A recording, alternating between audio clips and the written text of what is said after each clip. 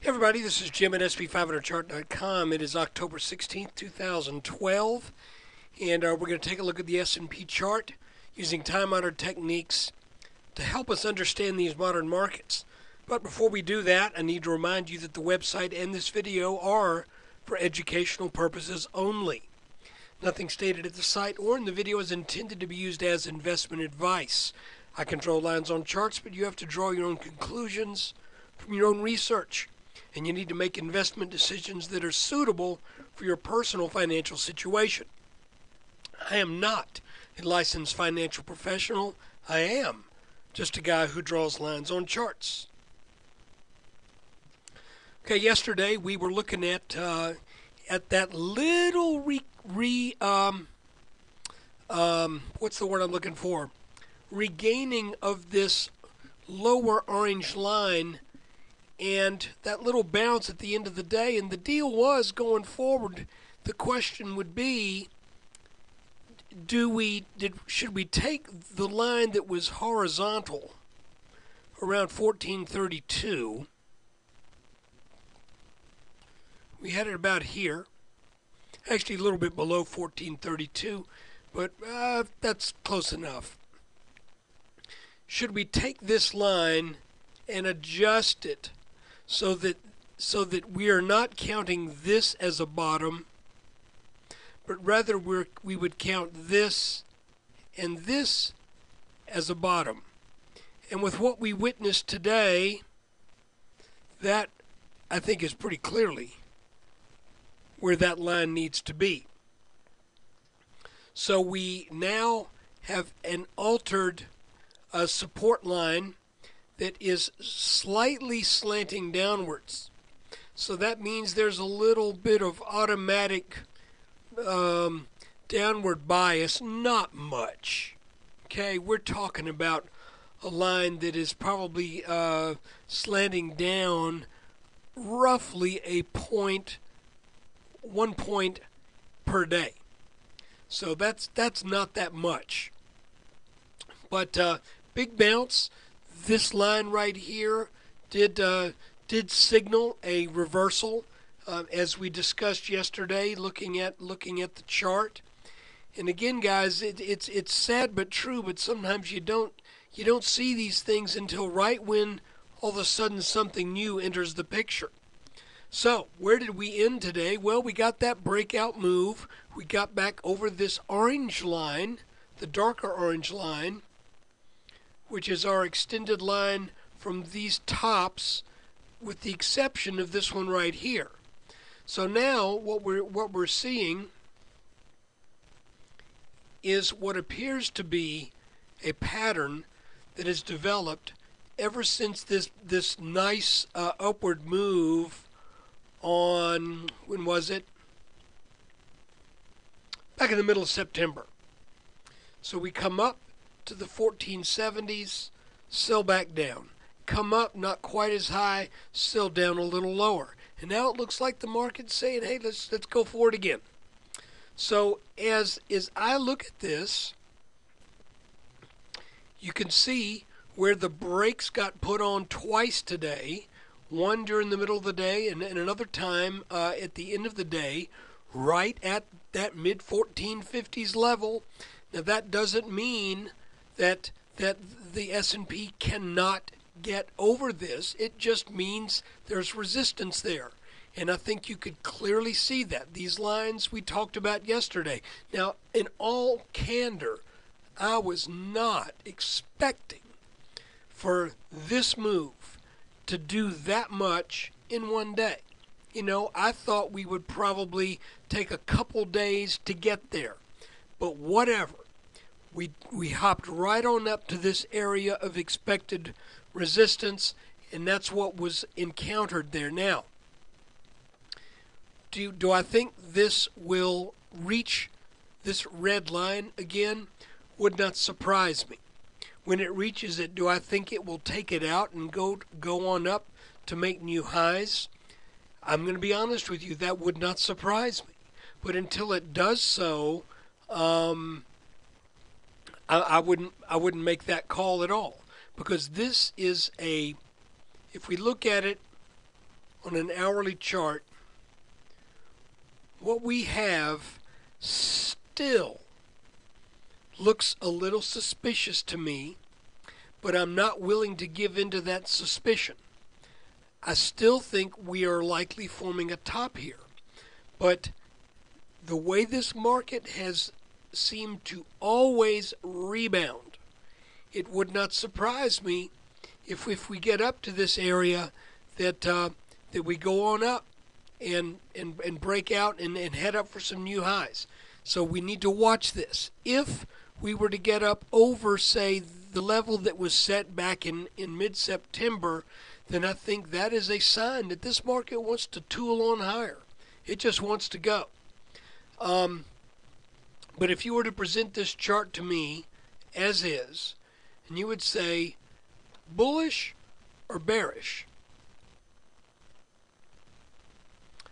I think I would probably have to say I'm somewhat bearish. And the reason being is we moved up in this nice channel, and then we started to break some support areas.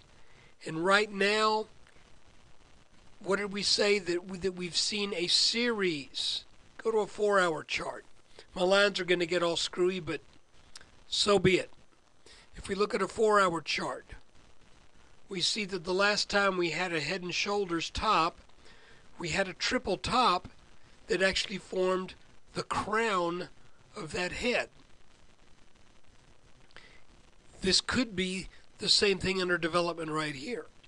So if you're a trend line watcher, what I would watch now is this line.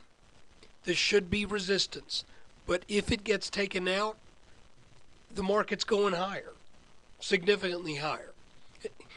And if, on the other hand, we come up here and then we start to move back down and we come back down to this purple line, then you can see that would be, I think that would have a good bit of built-in bearishness to it, because in the process of coming down, we would be taking out multiple levels where we would expect maybe some support. So guys, I tell you what, this is not an easy market to get a handle on. I think we got this line right with that adjustment yesterday. I don't think today's move totally surprised us, but I think it did in magnitude. I just wasn't expecting to hop right on up to these levels almost immediately. So let's see. Is this a flag that's forming at half-mast? If it is, and we measure from this area of the breakout, which would be roughly right here, then we could be setting up a move to get up back into the high 1460s to challenge this red line again. But I have to point out, in order for it to do so, it's got to overcome this little cluster of resistance. If it can get over this, then that move would probably be pretty quick, getting on up to this level. So guys, here we go, kind of at it again. Interesting to note too that this lower channel line, the green line, did get back tested today. So typically you would think that would produce some resistance. And like I said, I think all of these lines kind of add up to resistance right in this area. But what's a good way to put it? This market has lots of tricks up its sleeve. So I'm not necessarily discounting that we don't come on up and retry this red line. Now, if everything were to work as it should, it wouldn't happen for a while. But I'm not used to lately anything in the market working as it should. I think we got a lot of got a lot of political stuff going on right now, and we've got some interesting some interesting sentiment. Okay, and let me share one thing with you real quick. I hear a lot of people saying, I would never short this market. I've learned my lesson, and and that is a valuable lesson to have learned. But I want to throw out the idea too that when we get to the point to where nobody is shorting, then how is that different, really, than everybody is buying? So if no one's shorting, then that means that there is a surplus of shares, a surplus of selling pressure that is being built up. I hope that makes sense. It seemed to be almost kind of like a double negative to me, but you know, the failure of people to short adds to buying pressure, but that also adds to more shares in the hands of longs. So anyway, guys, I might need to take a nap. That didn't come out exactly right. But let's watch this line.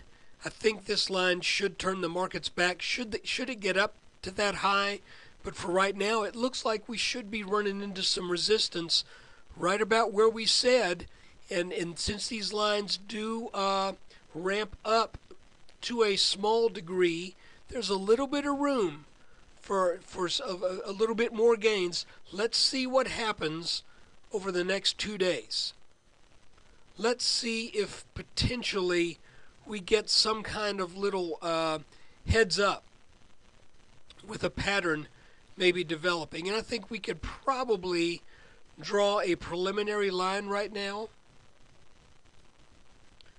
right here.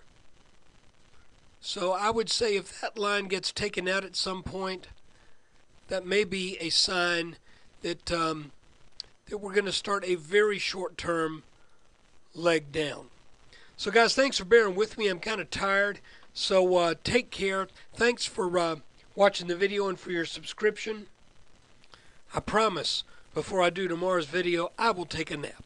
Take care.